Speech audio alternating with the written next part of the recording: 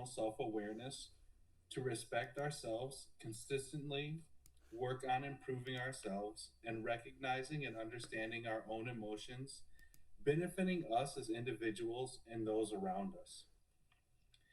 This week, we are going to focus on the self-expression composite and go into further detail after a quick round of introductions of our panelists. I will kick us off. My name is Tyson Werner, and I provide the EQI 2.0 assessment to early careers and senior executives to identify their strengths and areas of development for personal and professional growth. This helps them create a harmonious environment with their direct reports, peers, and other senior leaders. I own Evolutionary Talent and partner with Catherine Fasanello, founder of My Higher Roads, for those starting their career or making a transition. That is a little bit about myself. Cinzia, let's learn a little bit about you. Thanks, Tyson. Hello, everybody. Some of you might have heard our stories, but just to make sure everybody's on the same page, I'm Cinzia. I'm from Italy. I am a global leader in a multinational company, and I have a dual role. I work on culture and employee engagement, but I also work on leadership development across the globe. And I'm also a coach, and I use EQ in many of my coaching activities to help people explore more about their strengths and the areas they can work on. Kathysue, you want to share something about yourself? Sure. Thanks so much. And I want to just thank everybody who's with us today. I take a trans theoretical treatment approach when working with clients who've experienced sex trafficking and domestic and intimate partner violence, who suffer from complex trauma. And I've been using the EQI as a mixed methods clinical assessment pre, mid, and post treatment for about 12 years now. In addition to teaching all 15 subscales as a comprehensive skill set, I also take several of those subscales to assess a client's physical and psychological health. And with that, I'll turn it back to Tyson and to begin our discussion. Excellent. And yes, we've all come from a variety of backgrounds using the EQI 2.0 assessment, and it's proven beneficial in every aspect. And that's why we are so deeply entrenched in making sure that everyone knows about the benefits of the assessment. So thank you for all joining us today. And if you have any questions, I saw one pop up very quickly. We invite you to raise your hand and ask. We want this to be an interactive podcast and for you to get your questions answered. Also remember, you can message any of us directly here on LinkedIn. A key reminder is that there are 5 major composite groups of the EQI 2.0, being 1, self-perception, 2, self-expression, 3, interpersonal, 4, decision-making, and 5, stress management. Each one of the composites consists of 3 subcategories, and today we are going to focus on self-expression. The subcategories and their position all have the same understanding. So we all have the same understanding of those subcategories. I want to give you them and their definition. The first one is emotional expression, which is openly expressing one's feelings verbally and non-verbally.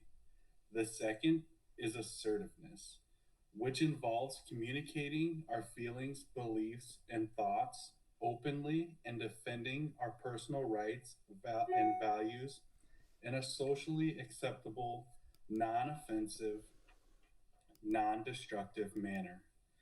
And third is independence. It is the ability to be self-directed and free from emotional dependency on others. Decision-making, planning, and daily tasks are all completed autonomously. And as I'm looking here, I see that we do not have any questions as of right now. And again, just a reminder, please raise your hand and we will take the questions. So to begin, I'm going to kick off by asking Kathysue to please provide us some examples and a little bit of definition around how emotional expression affects our interactions. Thanks. As Tyler mentioned, emotional expression is expressing your feelings verbally and non-verbally. So for instance, verbally you might say, I'm feeling happy today. While non-verbally, you're probably smiling too, or you might even be laughing. Or you might say, I'm feeling angry and frustrated today, while non-verbally, you might have a scowl on your face. So it's important to be in sync, verbally and non-verbally, when you're expressing yourself, because this adds to your authenticity. So remember that a normal emotional expression score falls between 90 and 110. So if you're well less than 90, you may not communicate or share your emotions with others, which causes people to think of you as distrusting or untrustworthy, inauthentic, isolated, and even disconnected to others. When your emotional expression falls between 90 and 110, you have varying levels of expressing your emotions, usually depending on who that person is that you're speaking with. Or you may have a harder time expressing certain emotions like happiness, sadness, or anger. Or you may even think some feelings are role dependent. For instance, maybe you only express happiness in your work life versus your personal life, while others may only express anger with their close family members versus their work colleagues. If you're well above 110, you're open, willing, and able to share your emotions with others, in which people probably perceive you as emotionally available and authentic. Emotional expression needs to be balanced with the subscales like interpersonal relationships, assertiveness, impulse control, and empathy. Unbalanced emotional expression can be identified in people who are always interjecting themselves into conversations that have nothing to do with them, or there are people who wear their heart on their sleeve or go overboard with their emotions and emotionally hijack situations and other people. And while there are many strategies to balance your emotional expression, there's one universal strategy that works, and that's mindfulness. So be mindful of your mood and your feelings. And when you're mindful, you can then remember to constructively verbalize your feelings while also visually showing nonverbal engagement with an open and inviting physical posture that's culturally appropriate. And to speak to the trauma aspect of emotional expression, many of my trauma clients have a hard time verbally expressing their feelings and keep them bottled up, which leads to unbalanced emotional expression that can non-verbally show up in maladaptive behaviors like abruptly walking away from an upsetting conversation, irritability, unprovoked angry outbursts, and some trauma-related outcomes from unbalanced emotional expression include a negative self-concept and self-blaming. But even more alarming are when a trauma client cannot verbally express their emotions and choose to non-verbalize their emotions through self-harming behaviors like cutting, suicide attempts and completions, and substance abuse. And ultimately, unbalanced emotional expression needs to be anchored in the subscale of assertiveness, in which Cinzia will now discuss. Thank you, Kathysue. Can you hear me okay? Because I lost connection for a second. Yes, I can hear you. Yeah, okay. So thanks for going through this emotional expression area. The second area I will be talking about is assertiveness. Assertiveness is particular and it's not easy in terms of ability. If you think about a line, and on the left hand side you have the passive approach, and on the right hand side you have the aggressive approach. Being assertive basically stays in the middle, right? And sometimes it can cause conflict, especially in certain cultures. So I would encourage you to consider yourself on this line. Where are you when you have your interactions? Maybe is a food for thoughts after this call. Assertiveness means believing in what you want to share and standing up for what are your thoughts, feelings, and share them openly, but also taking into account the others and what others are feeling, thinking, sharing. And in fact, assertiveness is very much connected with other areas that we will explore in the upcoming podcast. For example, the interpersonal relationship area and the empathy. And when you think about assertiveness, you can think about it for yourself. So, for you as a person, how you stand up for your own needs. But when you think about yourself in a leadership position, for example, leading a team, it means also how you champion your team, how you speak up for your team in a scenario where you have, for example, to share their work or to support their work. So there are multiple areas where assertiveness can be applied and considered. And as I said earlier, across cultures, because this is what I'm super passionate about, working across cultures and understanding how different cultures interpret different skills and strengths. Assertiveness in some areas can be considered rude. For example, in some Asian cultures, it it's not easy to be assertive and to express your needs openly. I remember many years ago when I started to work with some Indian colleagues, colleagues from India, they wouldn't open share their the fact that they didn't agree with me in a call with multiple people. They share that afterwards in one-on-one conversations, and that's because of the culture locally. But then if you are in a company, you have to consider also how your own personal culture fit into a corporate culture. So there are multiple levels of the cultural piece.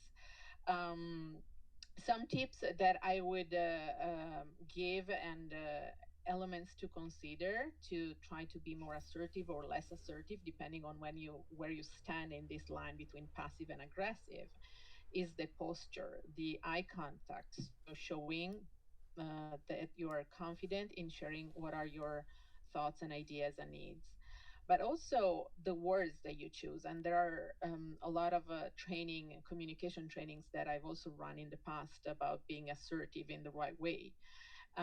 For example, there is a huge difference in sharing with someone, can I skip this meeting? I have a lot of work to do. And instead saying, I need to skip this meeting because I have work to do.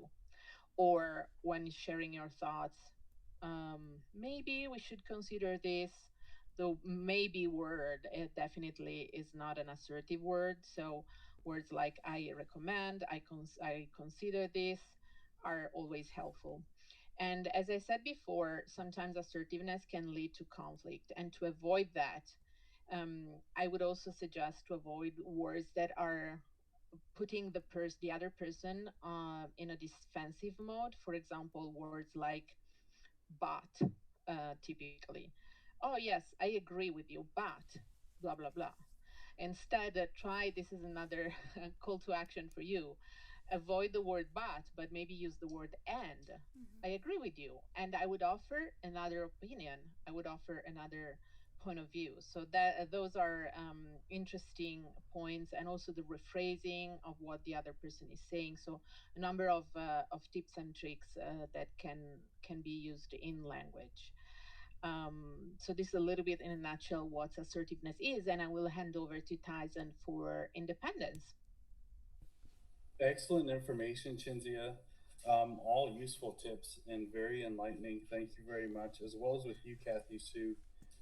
So for me, when I go into independence, independence with the EQI 2.0 assessment, it links into three other categories, and those are emotional self-awareness, interpersonal relationships, and self-actualization. So you see some of that crossover, but as it relates to the group as a whole, independence has to deal with what my two previous colleagues were speaking upon. So you have to be able to emotionally express yourself, your desires, your wants, your needs, as well as to have the assertiveness to go forth and do things independently. And how does this look for an early careerist versus a senior executive is always the question. How can I take control of my work environment without being scolded for doing something wrong or independently that I shouldn't have? And a lot of times that comes with communication, which all focuses around the EQI 2.0, and just talking with those senior leadership or directors who are right above you before you take an initiative that will cause a ripple effect to the work environment or those surrounding you, as well as a senior leader always has to take into account how it's going to affect the business and operations, and most of the times we'll confer with the board. So if you have independence and you have low independence, how it can come across is that you are emotionally dependent, or you're clingy, or you're easily swayed. And sometimes that can be a good thing where you can move with the group, where you have a moderate feel, where you move with what the group is saying, you're very friendly to what the group has. But on the negative side as well, it can come like you're easily swayed, so your opinion then doesn't hold a whole lot of weight. And maybe your independence is tied to somebody else being happy or being satisfied with what you're doing. Now, on the high end, if you have high independence, you can seem like you're emotionally withholding. There's not a whole lot of connectedness with the other people or the team members around you. You seem detached and uncollaborative. Or you can seem like you always have to have somebody to battle with your authority in order to feel like you can have that independent gesture. So when we look at the different sides of the spectrum, whether you're low, middle, or high, what are some strategies you can do to improve your independence? So some quick things that you can do for immediate change is just to take on opportunities at work that are solo events. Take them on and do them yourself, do them independently. It's independent work. It'll get you that feel to being alone in making those decisions, but also being comfortable with making those decisions. Another would be to track at least 3 times how and where your ideas and opinions differ from others. If you do this and you find that you're always agreeing with the group, you might be on the low end of the scale. Or if you find that you're just one that challenges everything and everybody at all times, you may be on the high end. At the middle of the daytime, if you find out, hey, I'm kind of 50-50, but I'm able to be assertive for the things I want and stand independently and voice my expression, whether I'm happy, mad, or sad, then you're probably in the mid. And that's a comfortable place to be as long as those around you understand where your focus is and you're not easily swayed. The last ones for the long term is to get a hobby or activity that you like to do, but do it alone. Do it independently of your friends and your family, those who have the greatest influence over your independence. This will help you do something that's fun, stress free, and you can do it on your own and get comfortable with making those independent decisions. So, that is what I have on independence. And I'm looking to see if we have any questions, and we do not. So we're going to go ahead and we're going to start by letting Cinzia take over a little bit, and we'll hear from you. Yeah, actually, I have a question with Kathysue, sorry, that came up while you were speaking for about the self-expression. I deal with introvert and extrovert clients in coaching, and I would love to know what's your point of view when it comes to self-expression for these two categories of people. Um, well, look, before I answer that, I want to just make sure and describe those inherent personality styles. Introverts are quieter, they prefer small social engagements, they gain energy from solitude. Versus extroverts who, you probably see them every day. They love to talk, socialize. They gain energy from people. And when an introvert must attend like a function with a lot of people, they're already thinking about when the function ends. And they're exhausted, literally, mentally and physically when it does end. Where the extrovert, he or she doesn't even want to go home. They're charged up with people, and their batteries just are continually charged when there's people around them. Introverts are intrinsically motivated, extroverts are extrinsically motivated, and each express their emotions differently. So, for instance, introverts usually need a chance to reflect first before verbally expressing their feelings, or they can express themselves creatively through painting or writing. And extroverts usually have no problem expressing themselves and often need to be more mindful of thinking before speaking. Sometimes they jump the gun, so to speak.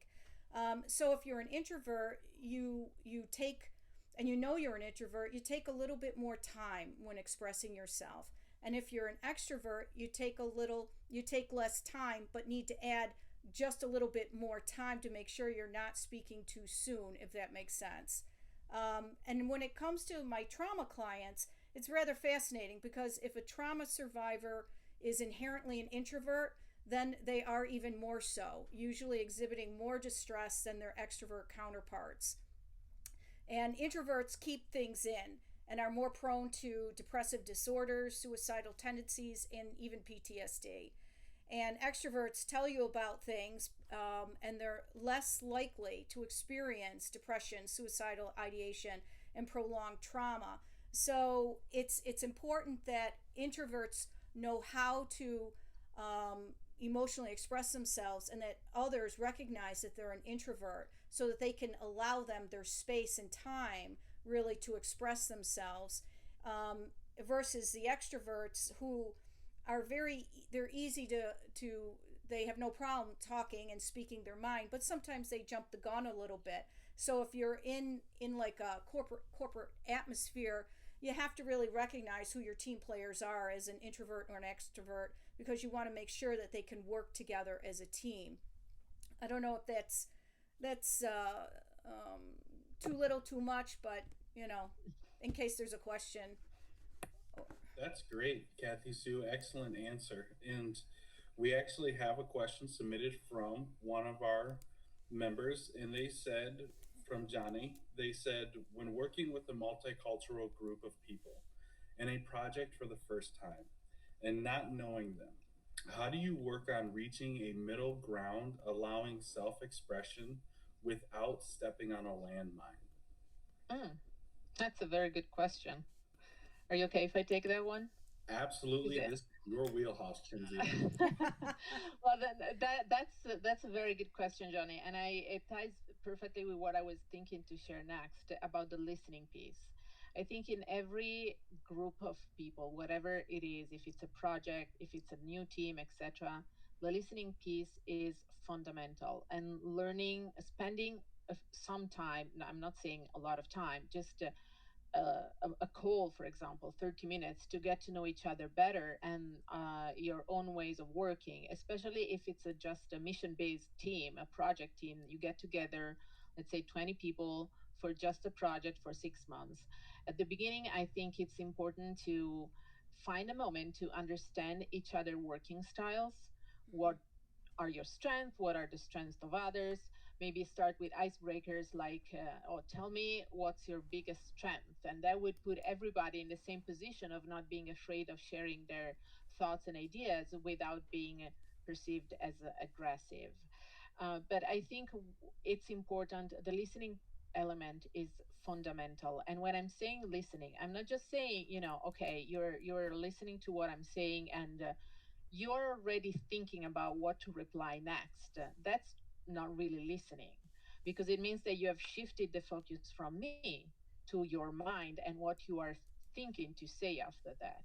So truly listening to the other person, and making sure in every this works in every multicultural environment, making sure you take a moment at the end of the sentence of what the person is saying and say, okay, I'm processing it, without jumping immediately, like Kathysue was saying, for some situation like a person that is particularly extrovert and ready to share their thoughts. Maybe you jump immediately and share your thoughts. Maybe taking a moment to acknowledge what the other person said, rephrase, and then share your opinion. Because I feel that every culture in the world, for every person in the world, every individual, and think about each of you, do you feel it's important for you to be heard? And if the answer is yes, because I would say, I don't want to make any assumption, but usually we want to be heard, we want to be listened to, then that's the point, the entry point, being, creating the human connection first before the working connection, even though in some cultures like US, for example, US my colleagues are very much driven by activities, work, etc. But I always try to build the human connection. Maybe that's also my Italian background, but I feel the human connection always pays off longer term. Excellent, Hopefully Cinzia. it answered your question. Excellent answer, Cinzia. We have, and it looks like Johnny gave you a thumbs up, so you must have done wonderful. And we Thank you, have, Tony. you're welcome. We have one question coming from the audience, so I'm going to allow Catherine to speak. Hello, Kathy. You are on mute, but what is your question? I don't think I can get in here. Hold on. We can hear you. Okay, perfectly. Tyson and I have worked together for over a year at My Higher Roads, and we do have some clients that absolutely will not retake this test because they are fearful of the outcome and that it will be judgmental and not in their favor. However, I personally, being aggressive New Yorker, think they definitely need the help of this test. How do you go about convincing somebody? And Tyson has been with me on these conversations. Please take this test. It will help you. Yeah, so that's an excellent question. And it is true, and I know that Kathysue and Cinzia probably experience this as well. And for the sake of time, I'm going to keep it brief. But what we can always do is highlight and inform those who are interested in the assessment of the benefits that the assessment provides. And most people are inundated with the amount of different assessments that they get either at work or that they see online, and they don't think that there's a true validity to the assessment. One key piece that I always point out to them is that the EQI 2.0 is different from the others because it is statistically backed and normed to say that within a certain deviation of 3 points greater or lesser, this is where you fall within the group. They've done the assessment and studied it for years, started back with Dr. Ruben Barberone. And I always tell people, if you want to grow and develop and constantly improve, or even teetering on the line, take the assessment. It will benefit you tremendously. Not only if it's for financial gain, but self-knowledge and self-awareness is a power that is beholden to those who seek it, and it's unmatched in its potential for where it can elevate you with your daily interactions in life and your personal growth. Ultimately, it's up to that individual. You know, you can't Tyson, honestly, they think this is a psychological test. Oh, what's the difference? Yeah. Yeah, so that's just part of that education and informing them of what the assessment is and what the assessment is not, because there is a definite cutoff of where the assessment will break from whatever their perceived perception is. And maybe, can I add a point, Tyson, here Yes. about the confidentiality of the debrief? Because that is something I found also sometimes blocking people. In a corporate environment, if you do the test, the assessment for someone and you debrief with that person, if you are a coach like we are, Tyson, Kathysue, and myself, and we can coach and do a debrief, I always make sure I clarify that there is confidentiality. I'm never going to share the assessment with their people leader, with their team leader, unless they want to. And so that gives a room of safety, a safe space where we can explore all the aspects, whatever they are.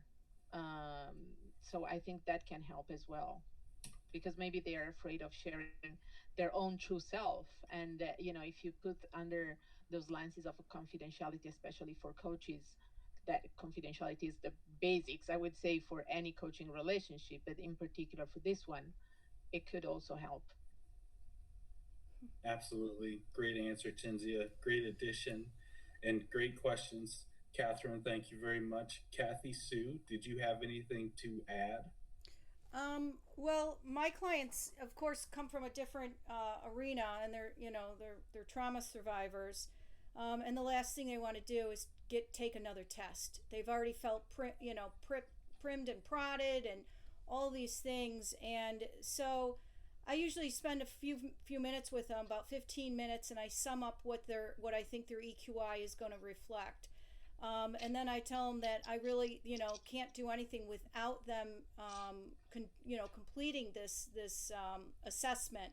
I don't use the word test. I use the word assessment, and I tell them that it's an assessment on their emotional, social selves, and how the importance of it, and that it's just a snapshot of their life experience, and it's used to grow, and it's used to I talk to them about the subscales that are actually skills, and that they're teachable and learnable, and so that there's a sense of excitement that's generated around this assessment measure, that they've never ever experienced before.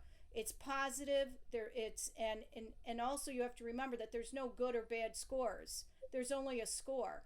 And if you're at the bottom, that means you get to go up. And I also tell them that just because you have a low score doesn't mean that it's bad, and just because you have a high score doesn't mean that it's good, because it's about being balanced. So there's a lot of things that interplay here. And to sell it, it's really just a question of, do you want to grow? Do you want to help yourself? Because this measure is going to help you help yourself. And most of the people that I work with want to help themselves. They don't want to be directed by their nose. They want to get their hands dirty. And this is a tangible piece of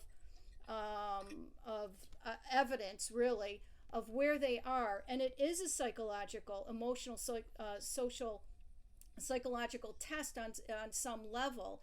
But they love it. I have never had one client, and I've been doing this for over 12 years, who hasn't said, oh my gosh, that totally reflects who I am, and I can see my growth.